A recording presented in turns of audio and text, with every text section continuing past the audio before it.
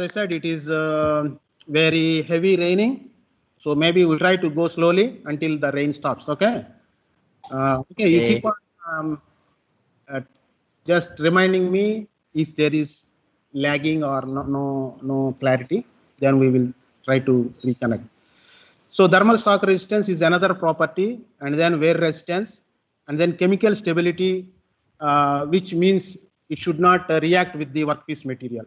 So these are the properties which we require to have to be a cutting tool material. So with this material, with these properties, very few materials can be used as tool material. That is carbon and medium alloy steels, and then HSS, that means high speed steel, which is also popularly abbreviated as HSS, and cast cobalt alloys, carbides, ceramics, CBN, that is cubic boron nitride, and diamonds. So these are the various materials that can be used as cutting tool materials. Why only these materials? Because of these properties.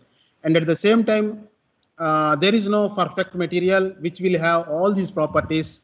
Sometimes some material is good in some aspects, in other aspects some material is good. Let us see the comparatively which is good at what area.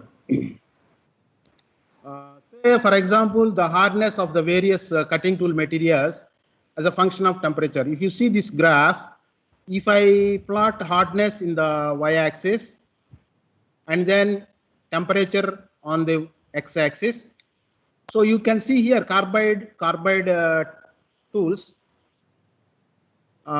They are good. Say for example, hardness is having, say for example, at 200 degrees centigrade, 200 degrees Fahrenheit. It is having say 1880 HRA. That means hardness value by Brinell's scale. It will fall if you operate the same tool at 600 degree or 800 degree Fahrenheit. The hardness is very low. That means the hardness is falling as the temperature increases. Similarly, that means what it means is you cannot use carbon tool steel beyond 400 Fahrenheit temperature, because beyond 400 degrees Fahrenheit, the hardness sharply reduces. Therefore, carbon tool steel is not good. Similarly, high speed steel, if you see high speed steel also good until this point, it is okay. That means around 1000 degree Fahrenheit, it should be okay. Around 85, 80, it maintains certain hardness. Whereas if it is go beyond a particular value, say 1000 degree Fahrenheit, the HSS tool also lost their what you call the hardness. So this is called what is red hardness in the previous definition. Hot hardness means, or red hardness we call it as. So what it means is ability to retain its hardness at elevated temperatures. That means at high temperatures. This is the characteristics. So if you consider the carbide, for example, more or less it maintains a fall, but it is the not very drastic fall as compared to HSS or carbon tool steels. Carbon tool steels are very drastic after 400 degrees centigrade. HSS are 1000 degrees Fahrenheit, very drastic. Carbides to the extent okay even after 1200, 400. That means they are good hot hardness. They have good hot hardness. Similarly, ceramics is another material where you can see this is almost a constant hardness, and initially this is also having highest hardness compared to other and that means even at room temperature they are very hardest material, ceramics, and they can maintain their hardness even after 1400 degrees centigrade. So ceramics, so looks at this graph or at this representation, graphical representation. What do you think, which is hot, which is high hot hardness? Ceramics. Is that, says, is it the best material? Can anybody comment now?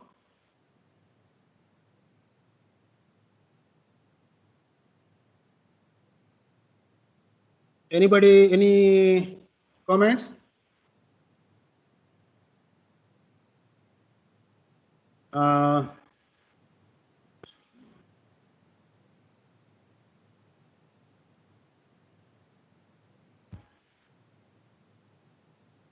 So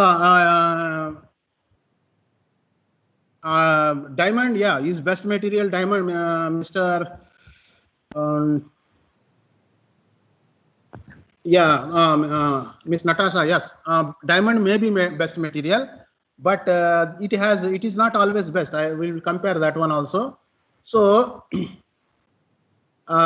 you see this one, the ceramic is the best material as it seems.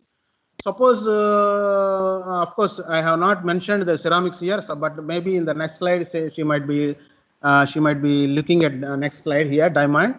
So looking at this hardness, what it appears that ceramics is the best material, best known material otherwise. But there are some other materials which we cannot use for everything. Ceramic, we cannot use carbide for everything because they get some disadvantages and some advantages. So what is the disadvantage? What is the advantage? Let us see compared to. Why don't we use always ceramics? Because if you go to lab, you can find HSS in our lab. You go to lab, you find only tool steels and HSS in our labs. We also have ceramics, but we don't use ceramics always. Why? Because one obvious thing is Natasha was saying is the diamond the best. Yes, diamond is the best, but diamond is the costliest. So you cannot use diamond tool in always in all applications because it is always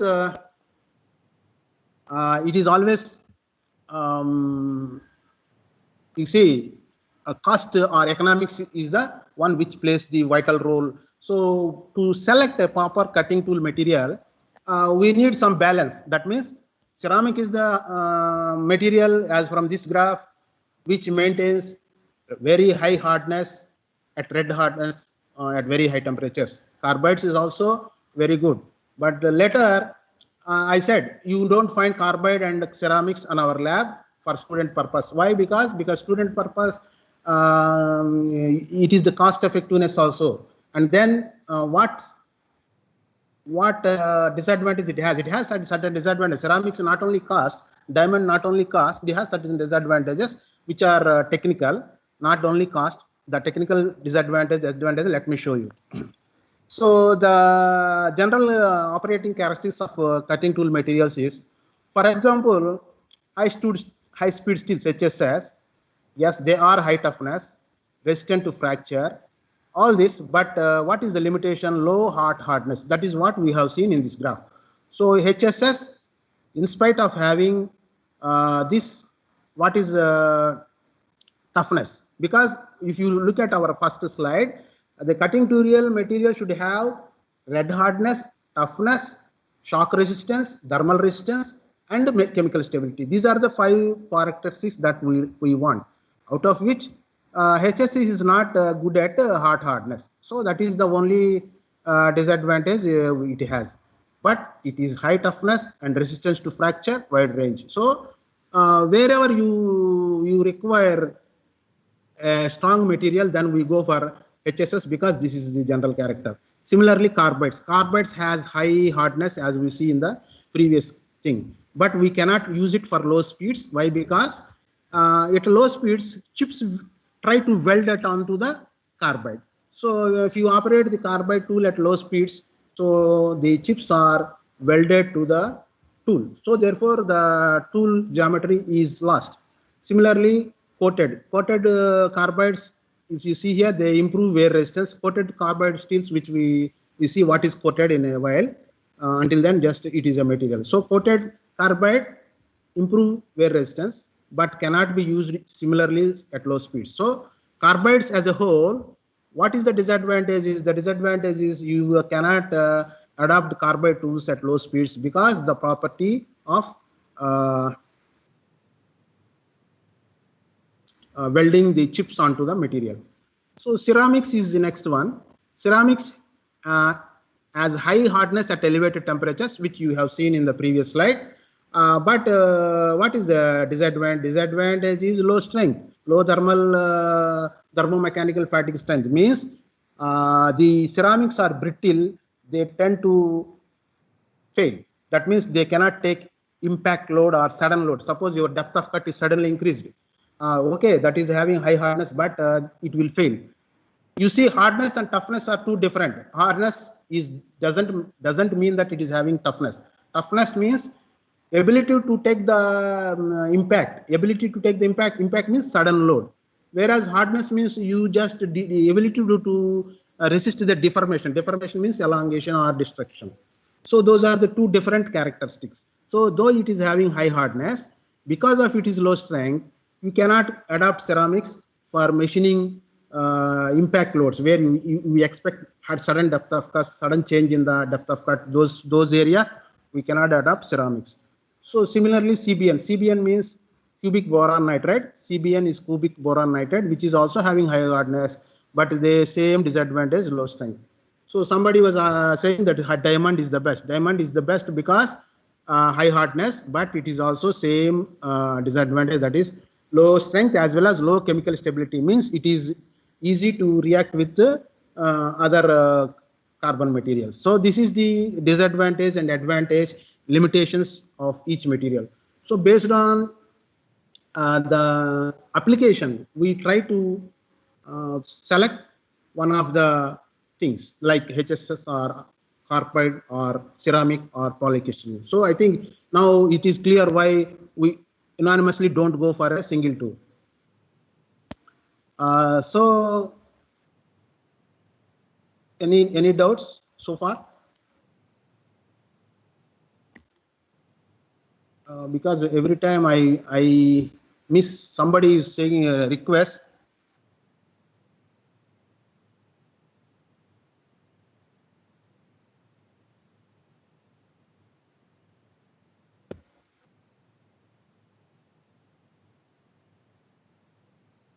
So any doubts? Any doubts we can resolve here. Otherwise, we move to next. Okay, let's go. Let's go to the slides. So no doubts means we go there. So if no doubts, we will proceed. So this is the relative advantage and disadvantage of each cutting tool material. So probably you know now why we find HSS, and then we see further also further classification and further reasons for selecting a particular tool. So cutting tool, if you see this one, high speed steels are shaped in one piece and ground in impact various geometric features such as tools include tool bits. That means actually in a normal context we have a tool something like this, a single point tool, which is of solid material. But normally carbides, as we see, if you see the previous slide, I say for a carbide tool, it is having low strength and it cannot be used for some what you call low speeds, etc. So whereas here you have a cutting tool normally by a solid material like this, or sometimes we also have tips. Tips means this is a HSS. The green color which is shown here, say, is a base material, which is say HSS or carbon steel, which is of easily available. To that easily available thing, we have something called a tip, which is called insert, which is braced to the material. So this is like we try to. Somebody is try to speaking. Is there anyone who is you wanted to do any? Tell me anything. Oh, okay.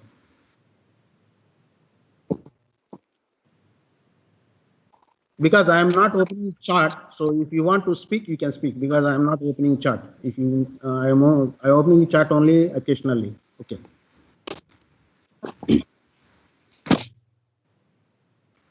So figure this figure, what is figure shows is a typical carbide insert, which is which I show you a further better manner.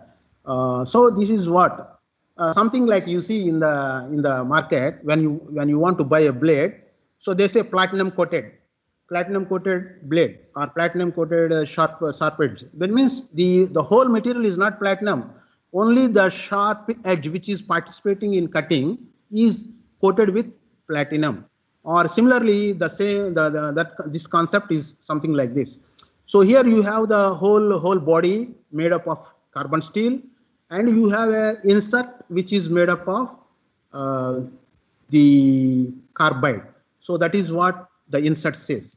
So normally, normal situation, what is the point is, suppose you made a carbon tool steel, like something like the carbon steel and a HSS tool machined to desired shape. Suppose you make a carbon tool steel, and then you machine it to have your rake angles, relief angle, all that, and then it becomes like this.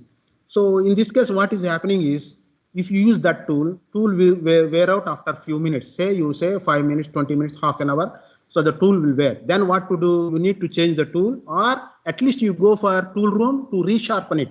So this is what is time consuming.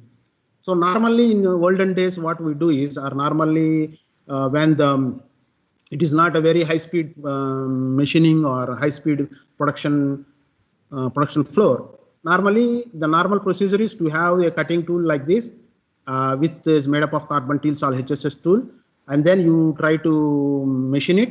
Once it is worn out, you resharpen it by going to tool room. That means resharpening means just like your domestic knife. If it is out of sharpness, what do? You do sharpen it to get better cutting edge. Similar concept, same here also. Cutting tool, if it is worn out, we have to go for tool room to sharpen it and then reuse it. We don't throw it away once the sharpness of the tool is gone, cutting edge is gone. So another way is, why don't we have a tip which is having multiple points, can easily change it to different cutting point, which means, as I said, that only the tip is now can be removed and then fix another tip. So that means your base material is there, but only the carbide tip is too. So this is a mixing concept where you can have the carbide properties and HSS strength. HSS is stronger, so it acts as a base metal, and then you have a cutting edge which is having better cutting properties. Carbide, we try to insert carbide tip or ceramic tip or whatever tip, as I said. So this is the same concept. Your normal ordinary blade, which is made up of stainless steel and then coated with platinum sharp edge. So which runs or which lasts for many uses in case of platinum coated blade. That is what the concept there. So the concept there is the cutting edge is coated with platinum, which is having more wear rate than normal stainless steel. So if you want to make the stainless steel blade, easy. If you want to make platinum steel blade, platinum blade cannot be done. So only cutting edge is coated with platinum. So it's a similar concept is brought from this industry. So you see here, these are the inserts which I am talking about. So you have the what you call base metal. This that means the green shank that is shown here is made up of this one, say HSS or carbon steel, which is usually as available. That means very normal steel. And then we have a structure like this. Actually, the structure like this. Then this blue one, which is what you call an insert. This is the tool which is inserted. This blue one is only a seat. Seat means just to make it properly seated and maintain the height. So once it is fixed, you have bolt and nut. One type is shown here. It need not be in this shape. It can be in this shape also, like what is shown here. So sometimes you can have a clamp screw like this, which means you will remove this clamp and remove this insert, fit another insert if that is worn out. That means only edges are taken out, and then this because this is a disposable thing, you can resharpen it, but you don't throw it away. Sometimes we resharpen again this, but for this you need not stop your production. Just change another blade, means another insert, and then go on working. Somebody else will do that preparation or maintenance work, tool room work. So this is brazing. Sometimes we use brazing means permanent welding. You know already you studied welding previous chapters. So brazing is one type of joining where temporary joining. So this insert is joined to base metal by means of brazing. So you can braze the insert or you can bolt it by means of bolt and nut, means screw. So it looks like this.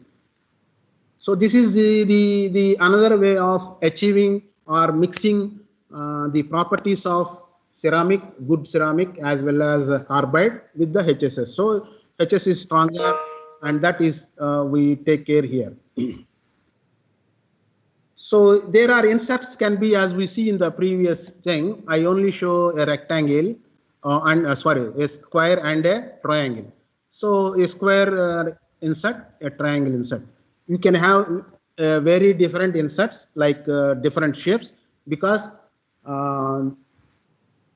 to perform several operations we require a cutting edge which is very sharper, a cutting edge which is not so sharper, but it should have some radius, that is called nose radius.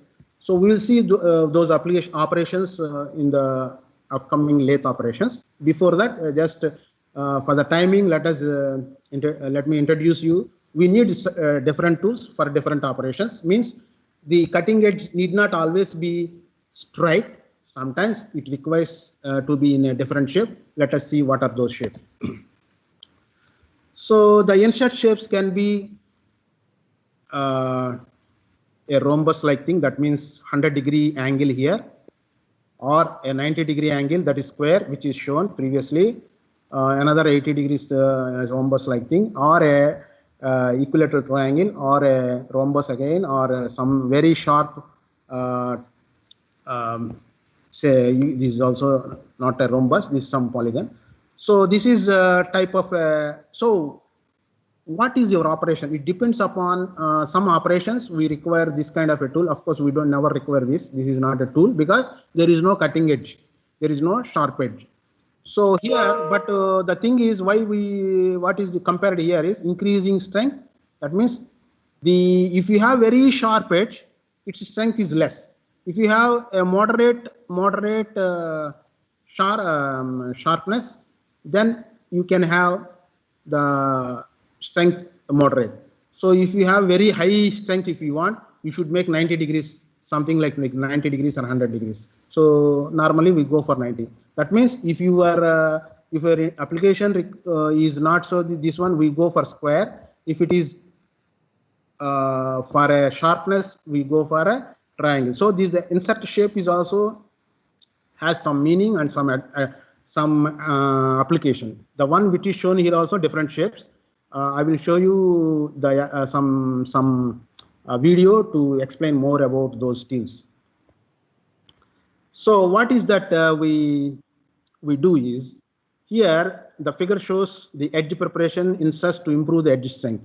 So normally edges, though for the discussion sake, I say here it is shown as a sharp, but it will never be like this. No tool will be as sharp as we see here. Say for example, no tool will be like this. No tool will be like sharp like this. So the tool normally we can see in this manner. So if you have a very sharp edge like this, positive sharp, very sharp, something like this, it is having very low strength. So this is, see here, the increasing strength. So if a cutting edge is having very sharp edge like this, normally it will worn out very quickly. So what is best practice is we try to have some sharp nose radius. This is called nose radius. So we will have a radius. Then it will last for long time. Otherwise, this will break because it is the weakest point. It will break, and after 1 minute or 2 minutes, you lost your cutting edge. If you have like this, then it will, because the area of contact is more, therefore the worn out rate is less. Area of contact is more means your stress is less. So negative sharp is one. This is also sharp, but it is not like this because it is supported by a horizontal. Therefore, it is having more strength than to configuration 1. Say configuration 1, for example, configuration number 1 is very sharp, but it is also sharp, but it is supported by a parallel thing. So comparatively more strength. Similarly here, similar with nose radius, but better strength. Again, this is also the called negative land, means this side it is provided. So this is also better strength, and then this is wider. So that means the support is more. So you see here in the previous videos also, and also in the animation just today's class beginning we see that one is the cutting edge is the one which is participating. So here the cutting edge means very cutting edge is very a point. Here cutting edge is a some radius nose. Here the cutting edge is a whole thing. So obviously when the whole thing is cutting edge, normally it will have more strength. So that is the configuration wise the difference. Any doubts so far? Just let me come to the chart because I am not able to see the chart.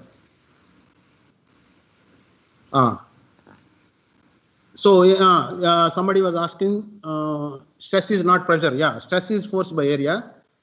Same concept, yes, Mr. Che. It is same concept, but as a sharp edge means it is subjected to more stress. So that is the thing which you have to know. So sharp edge means more stress. Therefore, it changes immediately. Right, we go there again. So let me show you to understand it in a better way. I will show one video. Probably this video also again you may end up with some kind of a lagging, but I will follow up with the description. Just to understand in a better way, we will have another video.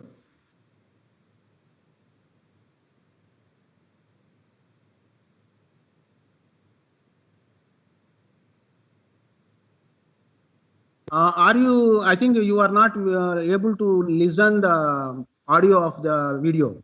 Are you able to listen? Okay. No, I will. sir. Yeah, I will announce because normally when I play videos, you don't get. Okay, I will try to give you the playback.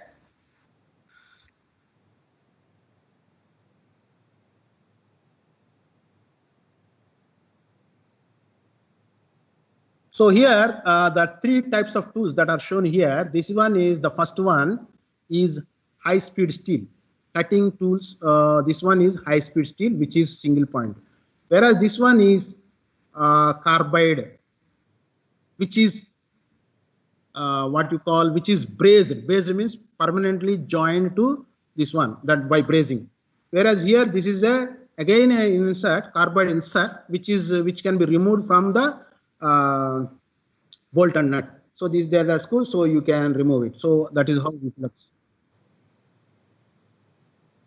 So here you see the normal HSS tool is participating in cutting. So this is HSS tool which is participating. So in this video, you can also observe some other aspects which we discussed in the previous class also, like type of chips. Say for example, in this case, there are the types of chips. So I will ask you later what type of. So if you see the tool initially before making it into the tool form, so they are bars like this: HSS bar of 1/4 inch, HSS bar of 3/8 inch, HSS bar of 1/2 inch. So we make this these bars into the shown. So we make that bar with the rake angle, relief angle, and with that geometry, we make the tool in this.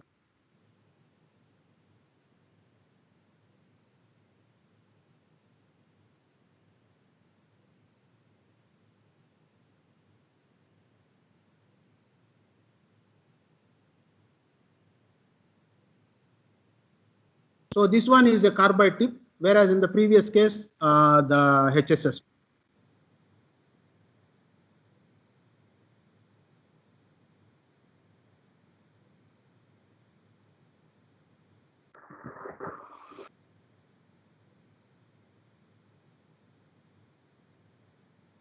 So this is you see here the machining that is happening here is with the carbide tip. So if you see the video here, the bottom one is in the blue color, which is base. The tip is here. The tip one is the carbide tip is in the top, which is participating in a cutting.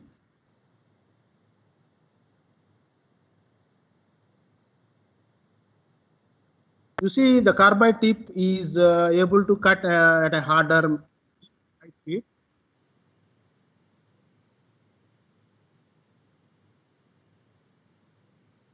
So this is another type of carbide insert, which we in the previous case it is brazed. This case it is insert is bolted with the help of a screw. You can see here this is the bolt that is used to. So this is the shank and the base metal. So maybe HSS, which is made up of HSS, and then we can use that because that carbide tip or diamond tip or ceramic tip are most high hardness. So we can go for this kind.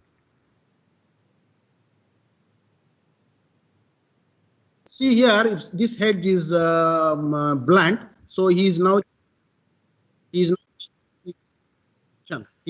changing the direction.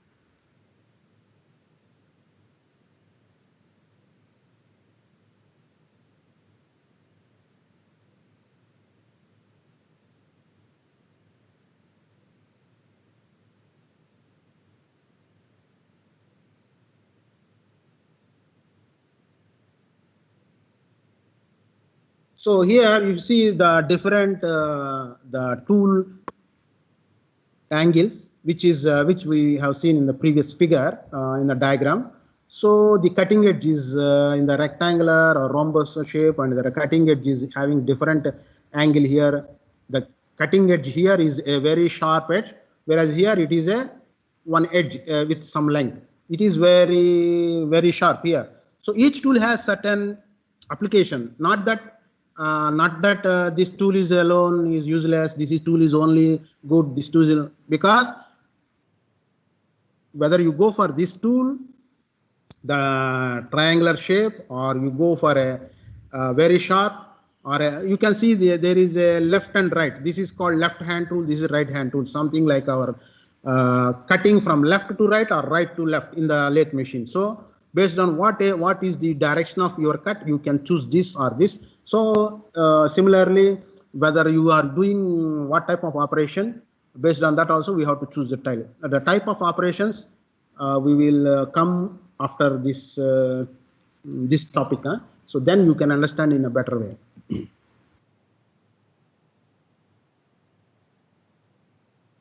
You see different shapes.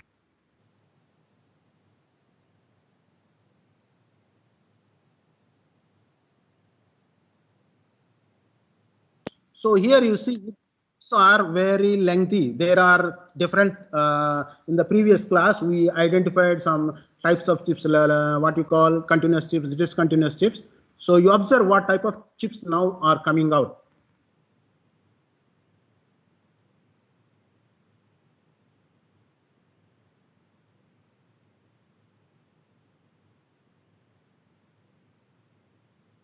So here these are called the chips. You can observe here a pool of chips that are coming out of machining and on the floor. I mean on the machine.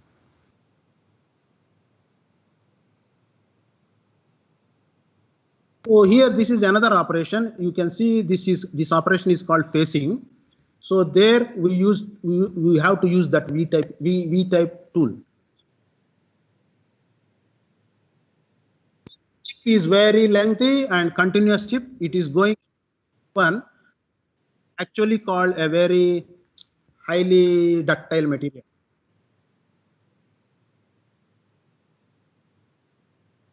This is another tool which is cutting from left to right. That means it is cutting from that side to this side. That means from top to, in this figure, from top to bottom.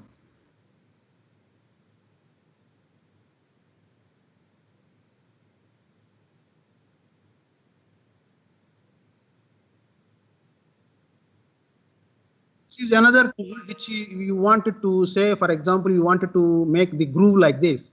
what is shown in the figure. So to do that type of groove, we go for the type of tool which is shown.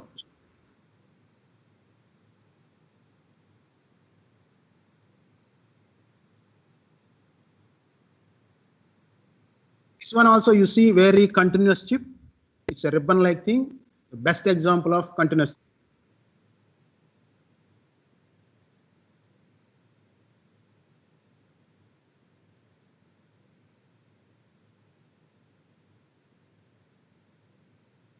So this is how we fit the tool onto the lathe. Unfortunately, we don't have lab, so I am giving all a lab experience also in the class itself.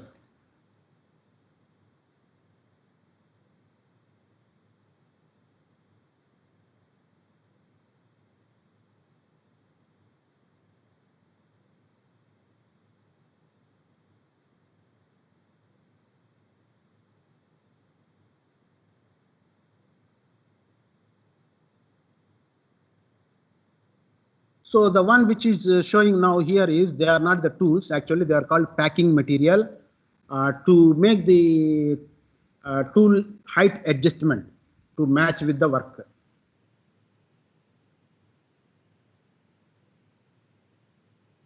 So this is the lathe. Anyway, lathe again we discuss in the upcoming topic. So in the context of tools only, I am showing this video.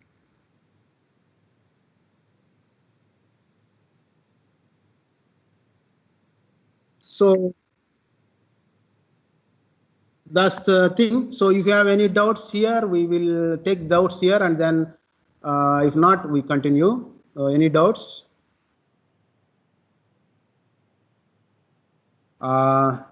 Any doubts? You wanted to see anything else from the video? If not, we move to our lesson. Is it okay? It seems I see any. I don't see any comment or anything. Yeah, can proceed. Okay, right.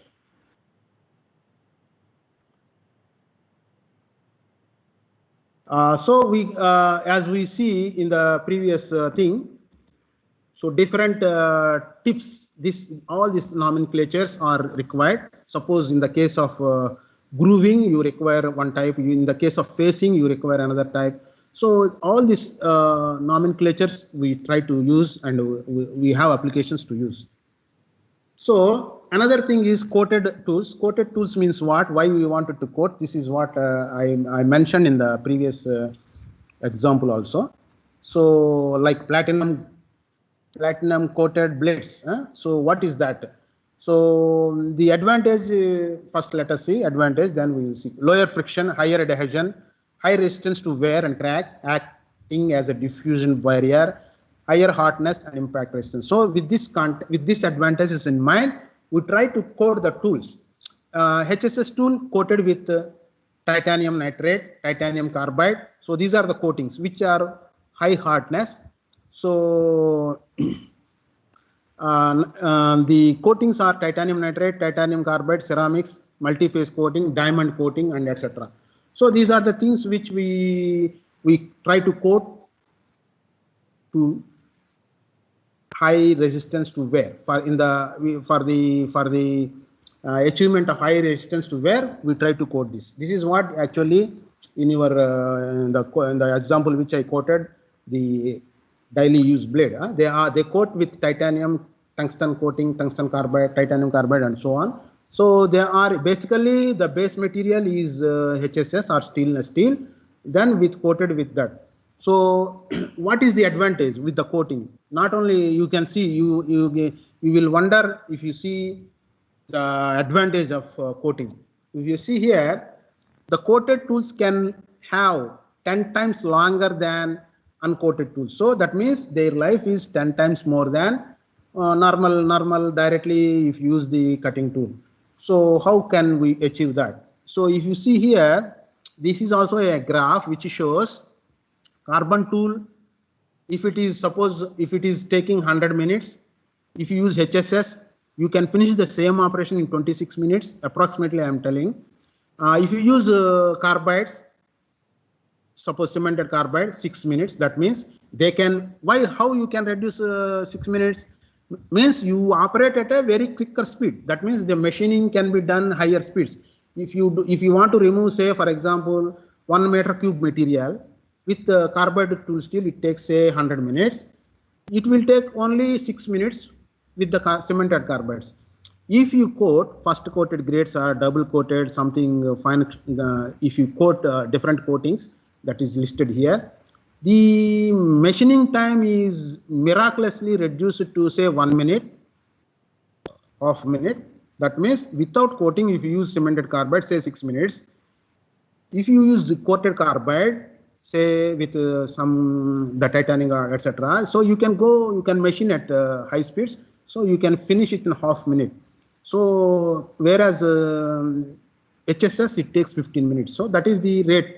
And of course, the x-axis is the what we call the timeline, invented in which year this kind of a technology. So this is what is the technology advancement in machining or metal cutting. So the technology advancement make or ease the time of machining so drastically reduces, say where 25 minutes, where 1 minute. So even if you have coated grades, a simple coating grade, you can operate the machine at high speeds, which reduces your time drastically. So that is how our production rates are continuously improved. So, and also the tool life increased due to, so this is what the type of materials which we use for coating: titanium, nitrate, carbide, and ceramics, and diamond coatings. So this is what we learn about the tools. So with this, we cover the tools. Next is cutting fluid. So cutting fluid also is another very important accessory in our discussion. So any doubts in the tools? If not, we move to the fluids, cutting fluids. So if you observe the previous video or yesterday's last class video, there is some fluid is coming into the machining aspects. So what is that? Is a cutting fluid. So if you don't have any doubts to ask, let me continue with the fluids. So no doubts. Okay. So fluid is what for the fluid is used. Fluid is used to reduce the friction and wear in the metal cutting process, and hence it improves the tool life and surface finish. So these are the advantage. And then cool the cutting zone. Actually, in most of the cases, cooling is the primary advantage. Secondary advantage is friction wear. In some machining, friction and wear is primary advantage, and some applications, cooling is the primary advantage. Normally in lathe, etc., cooling is the primary advantage. And then because of the friction reduction, reduce the forces and energy consumption, they are the secondary advantages that are obtained from these two. And then flush away the chips. This is also secondary advantage. Means you have seen, I insist you to observe the chips that are accumulated on the tray. So they pile up. So with the fluid, cutting fluid, so it will flush out with the water. So actually fluid is nothing but water most of the times. We'll see what are the fluids also. And then protect the machine surface from environmental corrosion. Sometimes this fluid is oil, etc., used as a layer to protect from corrosion. So types of fluids are oils. Oils means including mineral, animal, vegetable oils, and as well as synthetic oils. Also emulsions.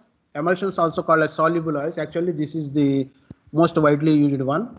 Oil and water additively. So this is most of the 99%, 90% is water, where water is a effective coolant. So as I said, actually the primary purpose in most of the cases, cutting fluid is cooling the tool. So that is what we learned in the temperature zones also. In the temperature zones, the temperature is generated due to the friction between the tool and chip interface. And then synthetics are the other two cutting fluids that we use. So most likely, whenever you see in your lab or in any industry, when you use it, they use emulsions, that means soluble oils, and sometimes oils. Oils where we use, I show you just next slide. The need for cutting tool depends on the severity of a particular machining operation, which may be defined as the level of temperature, forces encountered, and then tendency of the built-up edge, the ease with which the chips produced, and so on. So what is your intention to use cutting fluid? Sometimes, as I said, our intention is to wash away the chips, to cool the tool chip interface, and then that is major. Actually, coolant is major. Secondary is wash away the chips, and then lubricant. So how do we apply cutting fluids? Actually, the cutting fluid is applied just like a flooding or by mist. Mist means spray. And then high pressure systems where there is a pump to circulate the fluid, and through a cutting tool system. That means internally the machine itself has cooling system to cool the machine. And to machine means tool head and tool. So this we can observe in our laboratories. So when you visit any laboratory in the next year, so you can observe this flooding as well as mist as well as high pressure. All systems are there in some of the machines. Suppose in one machine we use flooding, in one machine we use mist, because it depends on the application. So the effectiveness of fluid depends upon what is you flooding means, just as I said, you pour the liquid cutting coolant onto the zone. Mist means you spray it, means you have mechanism to spray it. And then high pressure systems, that means motor is there to pump the liquid. And then through cutting tool system. Cutting tool system means cutting tool itself is having a coolant pass like the our air coolers. So the coolant will pass through the tools. So that is where for very big machines, not for our lab type machines. It is a production machine. So how it is applied? You see here, this picture is to explain you the correct way of applying cutting fluid. Correct way of applying cutting fluid means, because if you see the turning operation, you know what is turning operation by this time. So in the turning operation or any cutting operation, the cutting tool is here. And so tool chip interface is the maximum where you get more heat. That is what we analyzed in the tool temperature diagram. So where to put your coolant, you put your coolant here and also here. So this is by mist or spray, this is by flooding.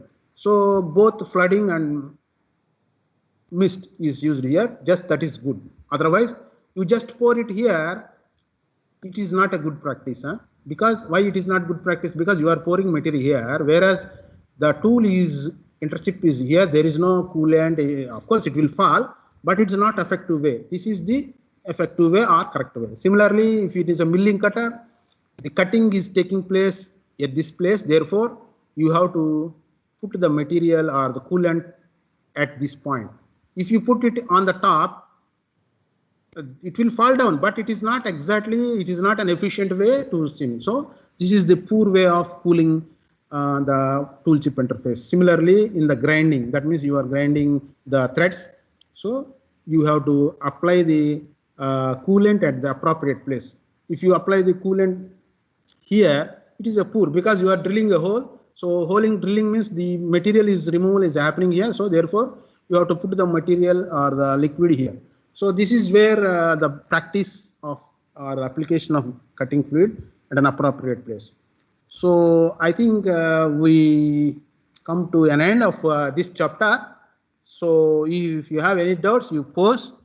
I try to answer your questions. So this is the summary we have so far in this class. So what we discussed at this point of time is a great variety of cutting tool materials exist, and we know now. And what they require is they require hardness, toughness, wear resistance, and chemical stability. So this is what we have. We already discussed, and then we see some examples.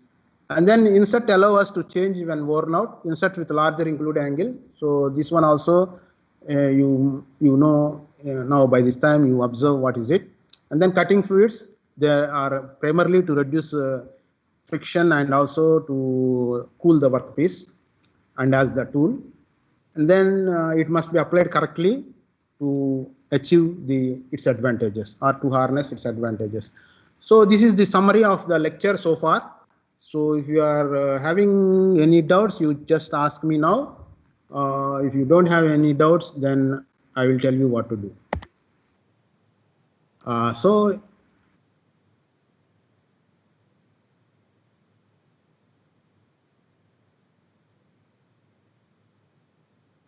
So any doubts?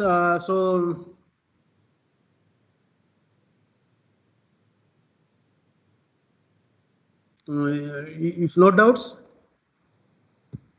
no doubts. Okay, Natasha, no doubts. Very good. So if no doubts, let us have 5 minutes break to start the new topic. So before going to the new topic, you might be observing, some of you are asking already. So you might be observing some quiz there. Mr. Irfan, yeah, what is this one? So there is a concept quiz. So I already put the quiz in the MS Teams. So you can open that and answer it in the 5 minutes break now. So there is a quiz that is on this topic, the topic that we learned last class mostly. So that concept quiz you answer in the 5 minutes time. If you cannot answer in the 5 minutes time also, no problem. After the class, I give you extra time. So, but in the break, try to answer it. So those who are unable to connect by any chance now, I will give you another half an hour after the class. So if you answer it now, very good.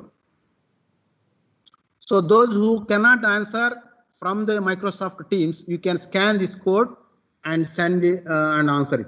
Then also record. So this code that is shown on the screen now, you can scan and answer. If you cannot answer in MS Team, yeah. Mr. Irfan, you mailed your problem, but I don't know what is your problem. But anyway, you scan it and then fill it. That's all. It will be stored. You scan the code and fill it. Yeah. Email, no problem. Not required any email. Just scan, answer it. Or you can MS Team, you can answer it. Yeah, I will start lesson again after 5 minutes. In the 5 minutes break, you answer this quiz or any problem, you just pose it. Mr. Irfan Muhammad Rizal, this is a manufacturing class. Let us confine to manufacturing only, not the other things. Okay, don't confuse others.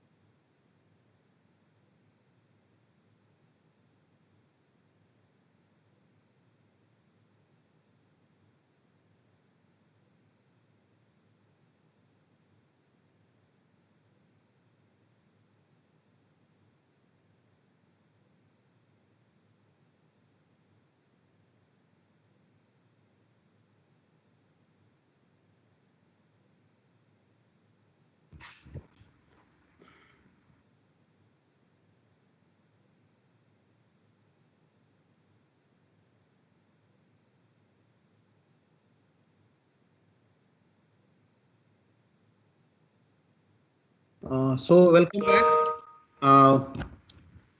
I think all of you are ready. Yes. Mr. Wang. Yes, I'm ready. Okay, right. So we will, those who are unable to answer the quiz in MS Teams, they can scan and submit the forms, Microsoft Forms. But I think it is available in MS Teams as an assignment. Most of you have already answered. So therefore, there won't be any problem. So it's only 5 minutes. So we can do it after the class also. So I think we will start our new topic.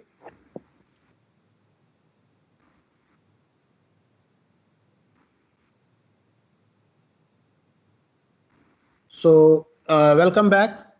Let me start the recording also. Okay.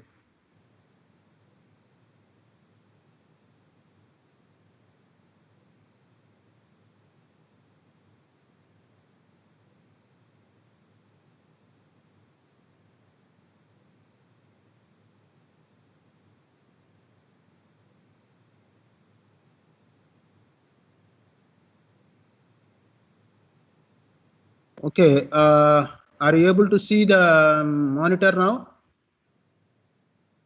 The slides?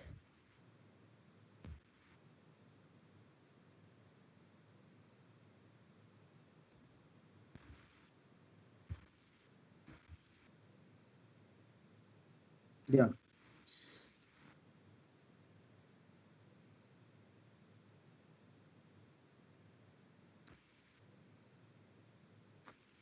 So this is the new lesson which we started. We will start now, and let us see how much we can do now. So this lesson is based on the machining process. So machining process, we have several machining machines. They are called machine tools. So for today, the lesson outcomes for this whole lesson is the components characteristics of lathe operations we should be able to understand. After that, you must be able to understand the operations like boring, drilling, reaming, tapping. Later, you milling machines, and also planing, shaping, broaching, and many others. So almost this level machining process we have.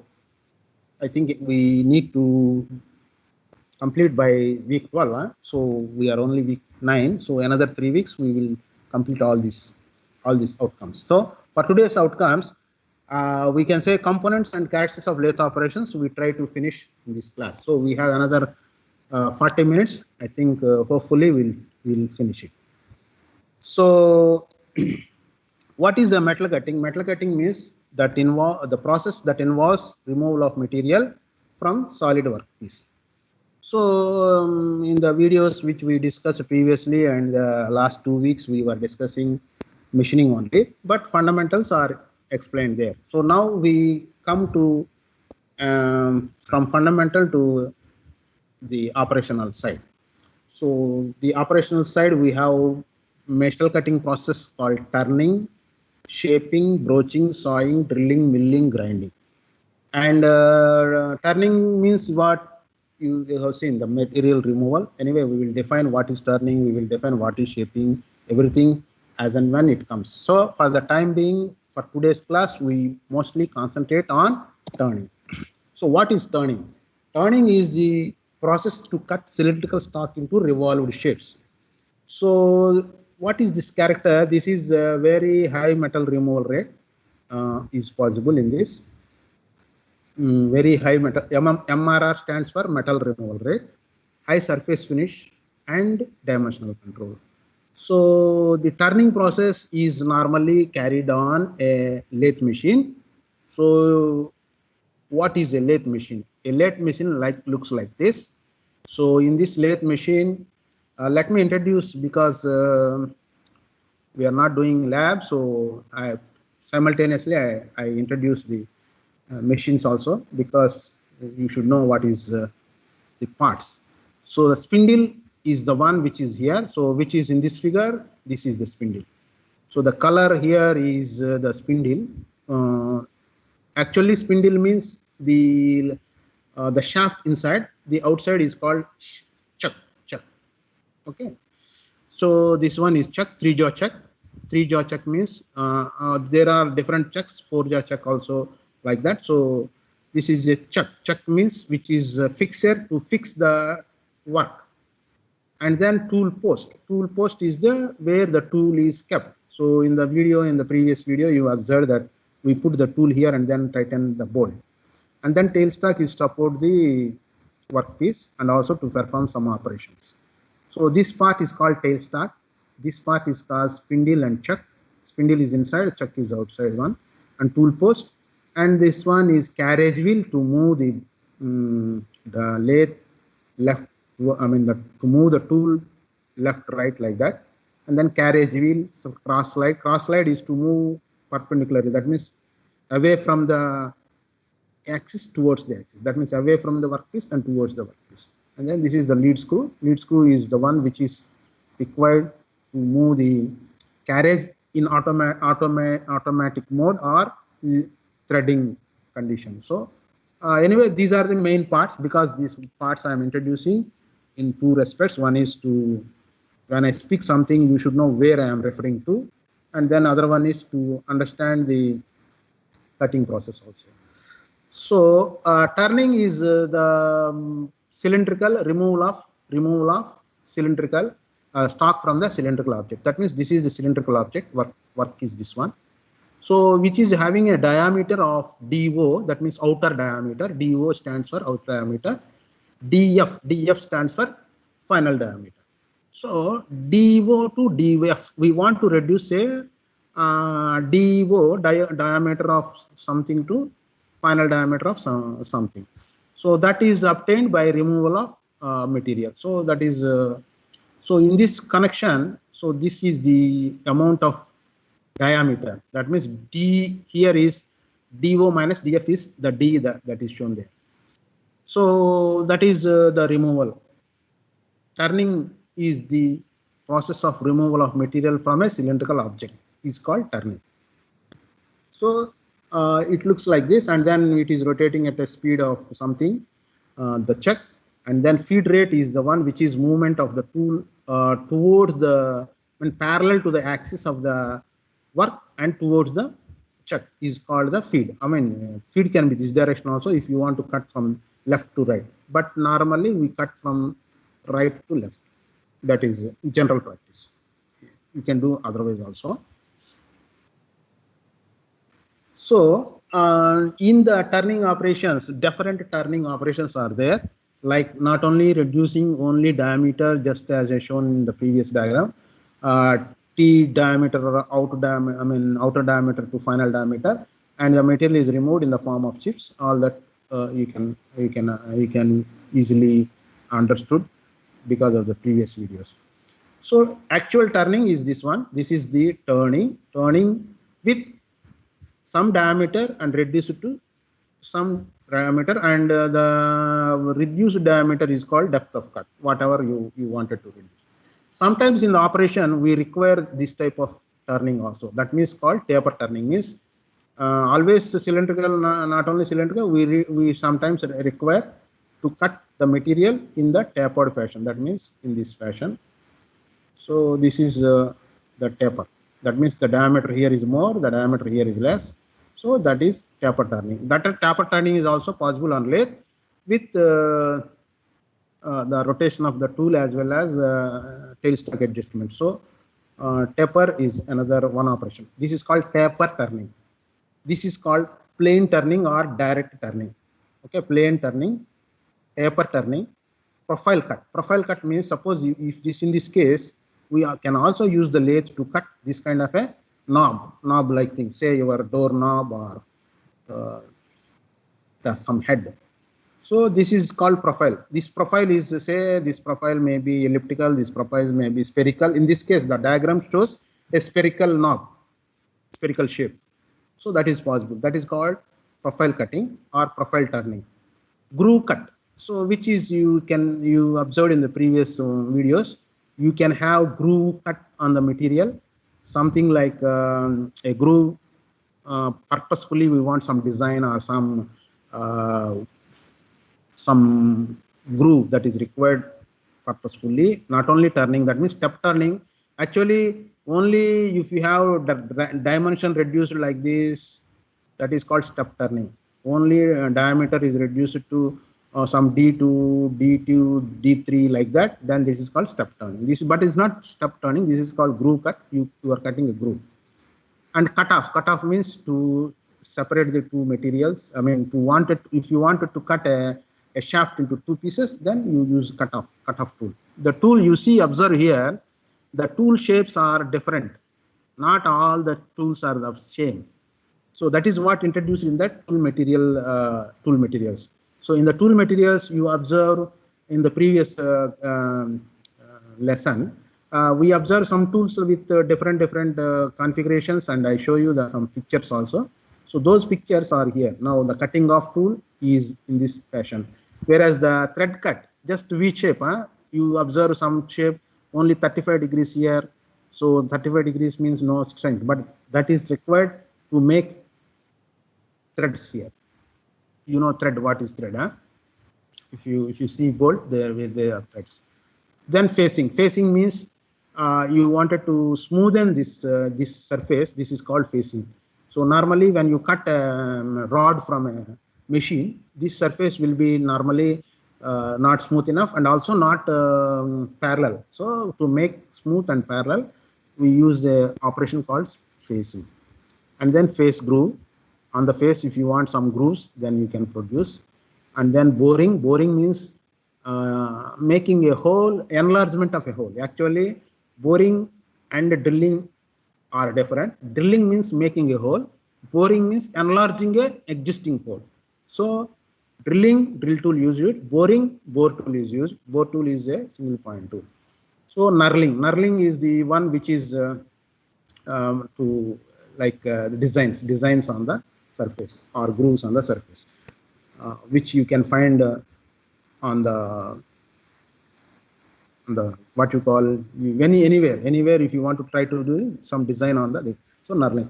So these are all different operations that are possible with the turning in a lathe. So all these are turning operations only, but one is called plane turning, taper turning, profile cutting, groove cutting, face grooving, and so on. This drilling operation is a different operation. It is not a turning, but making a hole. So if you want to, just let me show you one more video on these turning operations to understand what is already you understood already. If you don't, if you have any doubts with this video, I think you can observe more. Again, for this video also, I will give the playback because you are not hearing the playback. Sometimes I stop and then I give you playback.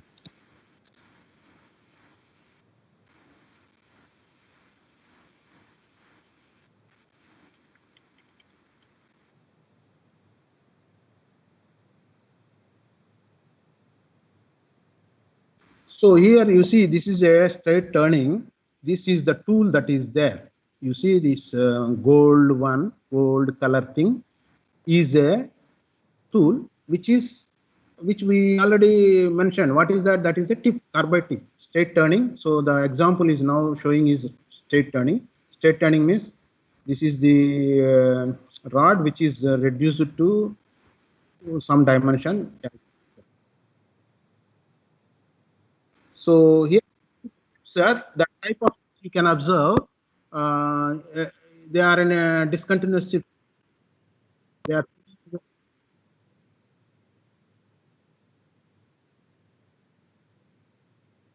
so this is what is straight turning. So you have a rough rod here, and then you are machining it to the required dimension, and that is called straight turning. The tool is moving straight to that, and this is the tip. You can see here the tip is fixed to here, and this is a bolt. There is a what you call clamp to clamp that tool tip.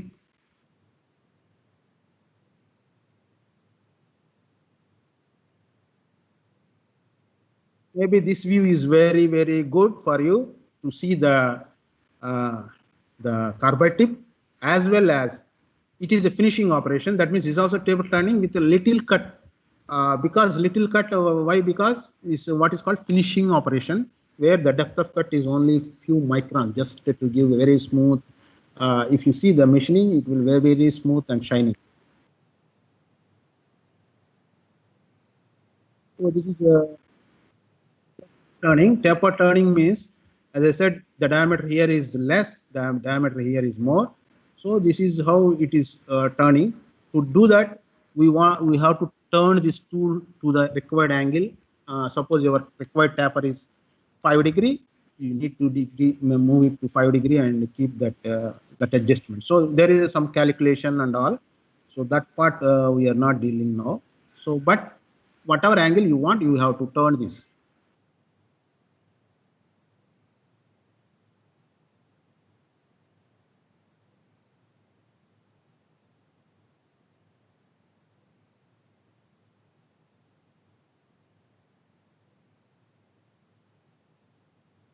So this is what a contour turning or profile turning, which I show you in the diagrams. So if you want a spherical knob-like thing at the end of something, so this is what is contour turning. Of course, this is a CNC machine.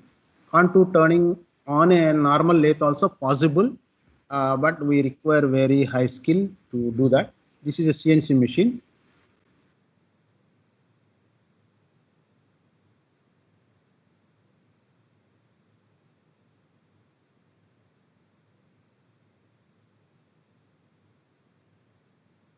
You see here the workpiece, it shows everything. Say for example, this is profile turning. This one is the grooves that are cut here. Another tool. So that means all this workpiece, you have grooving here, you have step turning here, you have profile turning here. So this is how it looks in a machine.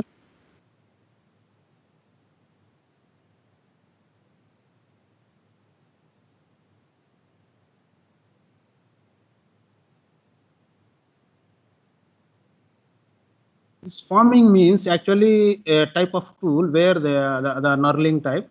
So the shape of the tool is impressing the creating on the workpiece. So the form tool means form that form. Say that form may be U shape or V shape or whatever shape. It will reflect on that.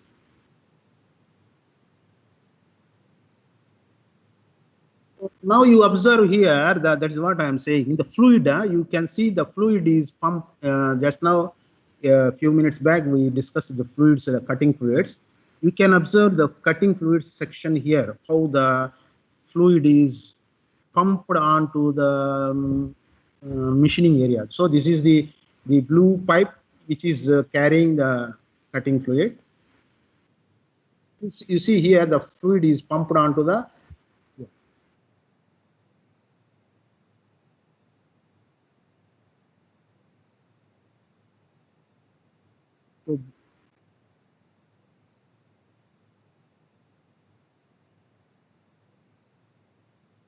So chamfering means you normally we don't leave the uh, edges just like that, because if it is very perfect, it will be sharp enough to cut our hands. So that is why whenever you buy any item, you see the edges are slightly curved. That is called chamfering. Chamfering means removing the 90 degrees edge.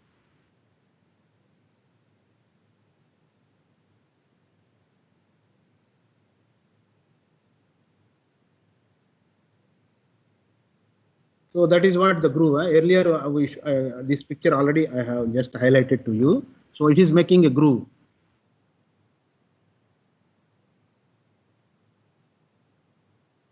So here you see the threading also is done, just because you can observe here the threads inside this. This is also machined by lathe itself, not going to anywhere. It is on the lathe only.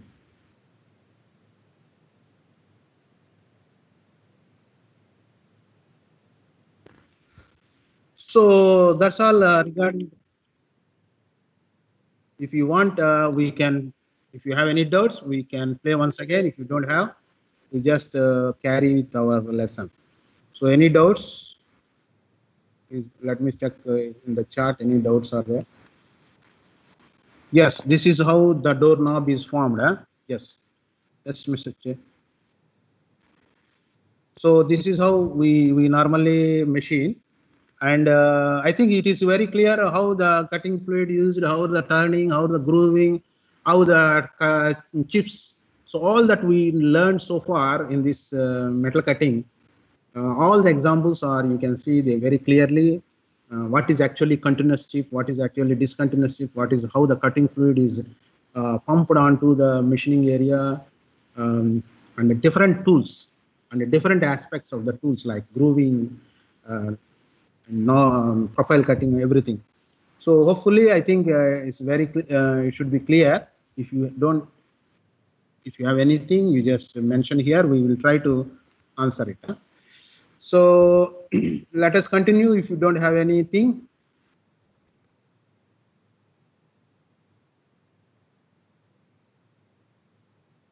Yeah. So the other aspects of it is in the picture as well as in the video, you have seen this three-jaw check, like something like that. Sometimes three-jaw check is okay for circular objects. Suppose if your intention is to hold a rectangular piece, something like this, then we need a different check called four-jaw check. Of course, it is already with the machine. So, and similarly, very long part, something to be worked out, then we also use what is called a faceplate with the support. So these are all accessories that require to hold the object while turning. That means turning by looking at my example in the video as well as the previous turning. Turning is not only a cylindrical object, it can be used for turning this kind of a rectangular plate or a very long shaft with a taper. Of course, any a very versatile machine lathe, so you can use it for many number of operations. So fixturing parts for turning, as I said, three-jaw check is one possibility, four-jaw check is another possibility, and faceplate for integrate shapes. Integrate shapes means some elliptical shape, some kind of a thing where you cannot have a fixing properly like this, then we go for another attachment called faceplate. So that is regarding that. So what is it turning? Now, if you want to define a particular, because ultimately all this turning as a mechanical or manufacturing engineer, you need to calculate machining times, what is the production time to prepare a part. That is the one of the duties of manufacturing engineer. So with that context, we also need some relations. What is the time required to cut so much material? What is the machining time? And based on that, we have to prepare the tools. That means how many tools you require in a shift, how many require in a day, like that. Turning is a machining process to produce parts around the shape of a single point tool or lathe. The tool is fed linearly in the direction. That means like this. This is the direction, feed direction. This is called feed. Though it looks like a linear movement, we call feed in millimeter per minute or second. So, and how many millimeters it travels in a second, or how many millimeters it travels in a minute. And depth of cut is the direction perpendicular to this. That means this movement is called depth of cut, and this travel is called feed. So what is feed? Feed means tool speed, per revolution. We normally designate with per revolution. That means how many is moving in the tool is moved in one revolution. Similarly, depth of cut, of course, this one. Depth of cut is nothing but in this case d minus d, do minus dfr. So with that, we try to give some relations for the sake of calculations. So with this, what we want to do is the cutting speed on a turning operation. V is millimeter or meters per second. It is related by V is equal to pi dn. What is pi? What is d? What is n? This is nothing but V in meters per second. Meters per second means the how much cutting speed. So it is the diameter of the workpiece. D is the diameter of the workpiece. N is the rotation of the workpiece. That means because this workpiece is rotating at a speed of n, and pi dn is what is that? It is a periphery. Pi dn means pi d is the periphery, n is the speed, so at which it is coming. So that is cutting speed. Cutting speed is revolutions per minute. It is designated revolutions per minute. Similarly, feed is the turning, generally expressed in mm per revolution, or mm per how many mm it is traversed for one revolution of the workpiece. That means the work, cylindrical work. So your feed is mm per revolution. Depth of cut is, as I said, it is nothing but outer diameter minus inner diameter, that is 2d, because diameter means both sides. So half of it is the depth of cut. Therefore, from which we can get a volume of material removal, or MRR, material removal rate. MRR is famously widely used in our manufacturing technology. Material removal rate is given by V multiplied by F multiplied by T. V stands for velocity, and that is cutting speed. F stands for feed rate. D stands for the diameter. That means depth of cut. So VF, maybe I think better you use T, because D is diameter confusing. So T is the depth of cut. So VFT is the volume or volume of metal that is removed. That means if you know the cutting speed, if you know the feed rate, of course we know, because we are the one who will fix at what speed the machine is running. That means if a machine is, suppose now the question is, if a machine is running at 200 RPM and the tool is fed with a feed rate of 5 mm per revolution and with a depth of 2 mm, what is the metal removal rate? That means 200 multiplied by this multiplied by the T. That will give you the volume of metal removal rate. That metal removal rate also is for minute, how many meter cube, millimeter cube or meter cube material is removed. So this is how we calculate the time required. Suppose the time required, suppose if this is the workpiece that is given to you with a diameter of so and so, a rod is given, and you are asked to do item that is shown in the previous video. That video, you have a knob like thing at the one end, middle there is a design, middle there is a grooving, and all that. So that means that can be obtained from the drawing. So in the drawing you will be given full diameter of the material, say this is D, and in the drawing you will be given what is the final product, and the final product diameter dimensions will be given. Then we can calculate the material to be removed from this object, and we can say this is the time to require to manufacture this item. That is how we fix the number of items for a shift to be manufactured. So there we use this this one, and of course power calculations is a different matter. So to the summary, if in a nutshell, if we want to see what are the all operations that can be performed by a lathe, if I put it in a single slide, so these are the operations that are possible on a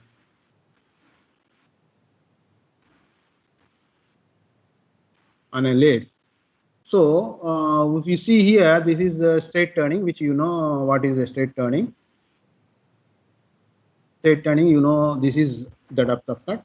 Taper turning, you know, and you observe this one is somewhat color pictures. Here you can observe the type of tool or tool tip that is shown. So straight turning, use a single point tool. Just taper turning also same single point tool. But here profile cutting, you use a different aspect. Of course, on a lathe, normal lathe, very difficult. Still possible, not impossible. It is possible.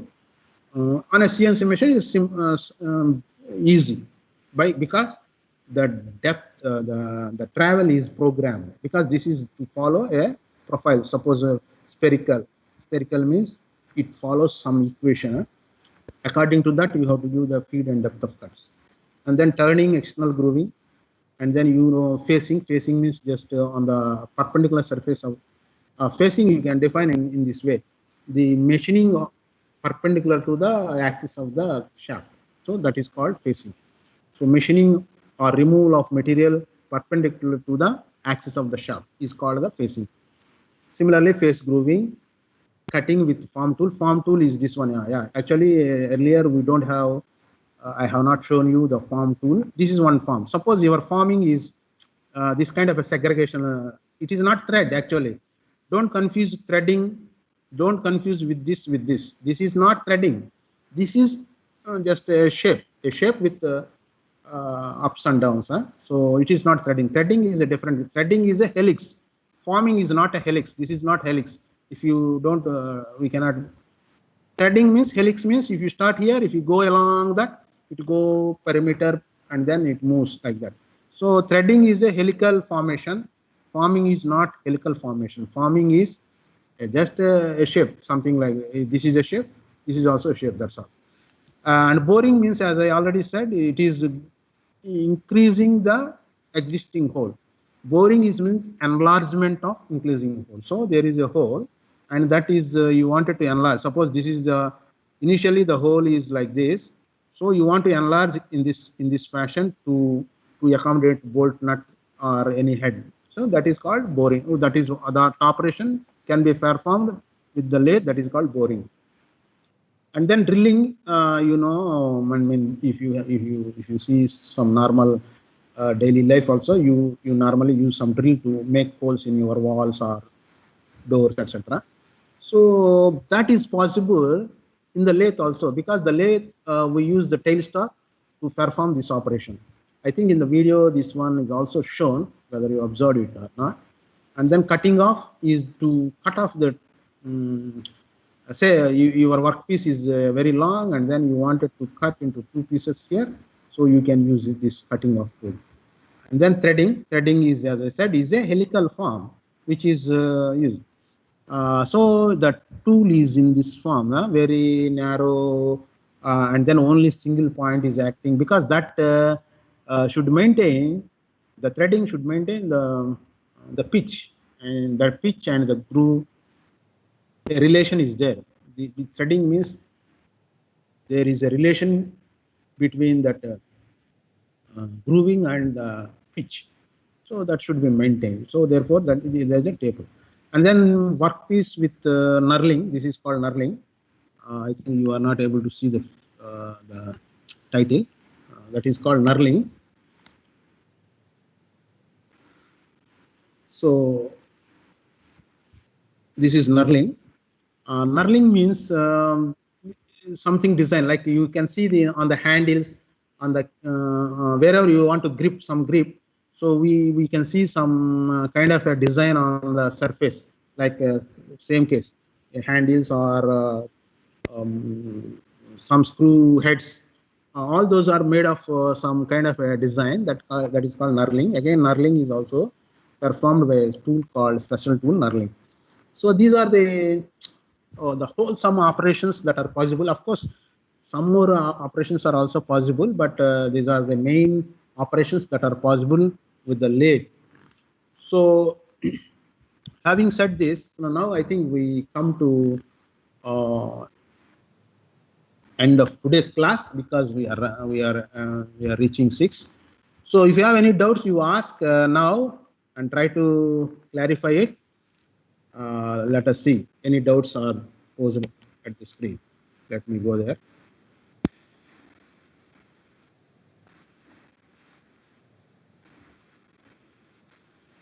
So any doubts, you can type in here. We will try to do it. If you want to know anything else on this topic,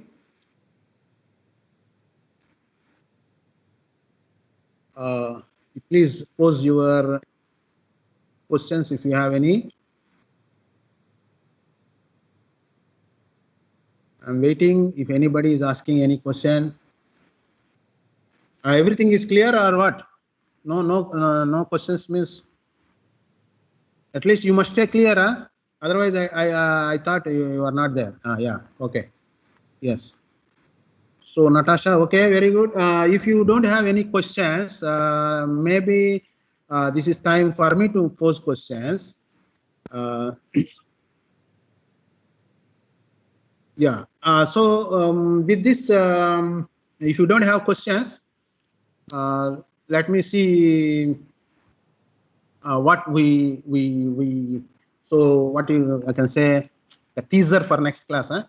So with this, the summary of the lathe operations, I think we have. Let us see the today's this component character lathe operations. So the next upcoming uh, operations are the machines as boring, drilling, reaming, and tapping. This we will continue in our next class. Planing, shaping, also. So major machine tool lathe and lathe operation just now we completed. So others which are coming here, broaching, sawing, and drilling, those things we will try to understand once again. If you don't have any questions, we will stop for today's lesson, and then uh, we meet again in the next week. So meanwhile, before I close this class, one announcement. I already, as I said, there is a quiz in the MS Teams assignment section. So you can answer it. If you cannot answer through MS Teams by any chance, those who have not joined any class so far cannot attend assignment. That is the thing that is I put there. So if you are not able to answer in the MS Teams, means this is the first class for you. That is the meaning. So in that case, you scan the code that is given in previous slide, then you can answer it. Still, you are eligible for answering, but that shows it is your first class. Okay. So if no questions, if you have any other questions related to manufacturing technology, particularly today's lesson, you can answer. You can ask.